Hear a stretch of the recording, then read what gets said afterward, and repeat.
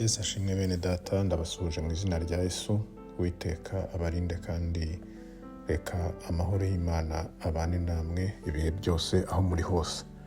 Reka dusangire ijambo ry'Imana twihuse mu gitabo cy'Abaroma mu gice cya 12 n'umurongo wa 2 ngo kandi ntimwishushanye n'ab'iki gihe, ahubwo muhinduke rwose mugize imitima mishya kugira ngo mumenye neza ibyo Imana ishaka ari byo byiza bishimwa kandi bitunganye rwose. Amen. Ijambo rirasobanutse, ijambo ry'Imana kandi riratubwira ibijyanye n'ibyo turimo. Iri jambo ryandikiwe twebwe, ntabwo ryandikiwe abo mu gihe cy'i Roma, ntabwo byandikiwe ab'i Roma gusa, ahubwo byandikiwe natwe aho turi hose ku migabane y'isi yose. Hano rero hari ikintu gikomeye cyane bavuga hano, bavuga ngo kandi ntimwishushanye n'ab'iki gihe. Ese ab'iki gihe bavuga hano ni abahe? Ab'iki gihe nta gihe kitagira ab'iki gihe, nta gihe kitagira abubu. Buri gihe cyose tuvuka ababyeyi bari bafite abo bita abubu, n'ubu ngubu natwe hari abo twita ab'iki gihe. Mbese ab'iki gihe bahora ari ab'iki gihe, ariko baravuga ngo, ijambo riravuga ngo twe kwishushanya nabo. Bivuga ngo rero hari ibintu bibi biri kubagaragaraho twebwe nk'abakristo tutagomba gukora. Iyo urebye rero muri iki gihe ntugitandukanya umukristo n'utari umukristo. Hari abiyita abarokore, hari abiyita abakristo, hari abiyita abakijijwe n'andi mazina menshi ashaka nko kwerekana itandukaniro n'abandi, ariko ngiye nkunda cyane izina ryitwa umukristo, kuko umukristo harimo Kristo. Bivuga ngo n'uwemeye Kristo ushaka gusa na Kristo. Bityo rero ntago ushaka gusa na Kristo yakagombye kwisanisha n'abandi, gushaka gusa n'abandi. Yesu nashimwe. Sinzi niba iki kintu mucyumva. Ntago umuntu ushaka gusa na Kristo yakagombye gushaka gusa n'abandi cyangwa se kwisanisha n'abandi. Muri make ab'iki gihe bafite uko bagenda. Iyo haje ibigezweho bagendana nabyo. Iyo umubwiye uti bimeze gutya, ese wakwisubiyeho, ntabwo akumva. Arashaka kumva ibimunezeza gusa.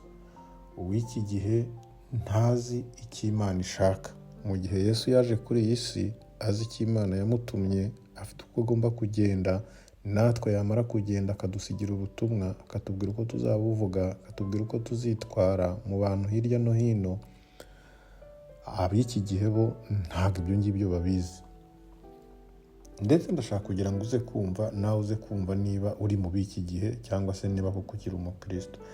Ab'iki gihe bashaka kugendana n'ibyirari ryabo gusa.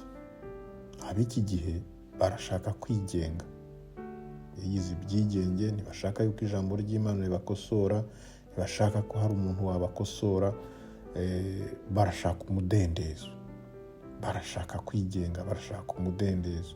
Ab'iki gihe barashaka ibibanezeza. Nta muntu ushaka guhangayika cyangwa se kubabara cyangwa se kuba yafata umwanya ngo yifate, yibabaze, agere kuri iki. Ab'iki gihe ntabivuze, barashaka kujyana n'ibigezweho byose. Hadutse akamoderi kanaka, haje ibingibi byo kugenda gutya, haje ingendo imeze itya, haje umuziki umeze utya, haje n'ibindi byinshi.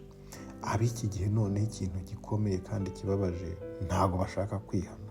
Umuntu kuri iki gihe uramubwira ubutumwa bwo kwihana, ugasa nkaho umukoze mu gisebe, ugasa nkaho ubaye umwanzi. Ab'iki gihe barishimira kubwirwa ibyiza gusa. Murumva rero ibi bintu byose, hari n'ibindi byinshi narondora, nibyo biranga ab'iki gihe. Ni bimwe mu biranga ab'iki gihe. Ese nawe uri mu b'iki gihe cyangwa uracyari umukristo? Rero Pawulo ahangaha aratubwira ngo twe kwishushanya n'ab'iki gihe, twe kwisanisha n'ab'iki gihe. Ese urasa n'uw'iki gihe, uracyisanisha n'ab'iki gihe. Ese uracyari umukristo cyangwa uri uw'iki gihe turimo turakubwira, ahubwo uri n'uw'iki gihe? Nahawe n'uruhare rwawe kugira ngo wigenzure umaze kumva ibyo byose nari mvuze haruguru. Rero icyo umukristo yakagombye gukora ni uguharanira gusa na Yesu. Ni uguharanira gusa na Yesu mu byo ukora byose, mu byo ugendamo byose, mu byo wumva byose, mu byo uvuga byose, aho uri hose. Si ukuvuga ngo uyu munsi uri mu gihugu cyawe ngo ugeze ahandi batakuzi ngo urasa n'abaho. Oya, si ukuvuga ngo wakijijwe bigenda gutya none igihe cyahindutse ugomba kwitwara gutya kubera yuko biriya byari ibya kera. Oya, guma uko wahamagawe, guma uko wumva Yesu agushaka ko witwara. Yesu nashimwe. Rero ibi nubikora niho koko uzaba uri mu nzira yo gusa na Kristo, niho uzaba witwa umukristo. Naho ubundi nudakora ibyo, nawe ugahindukana n'ibihe, nawe ugashaka kugendana n'ibiriho, nawe ugashaka guhora wapugredinga, ukapugredinga n'imico, ukapugredinga n'ubukristo bwawe, uri kwisanisha cyangwa se uri kwishushanya n'ab'iki gihe.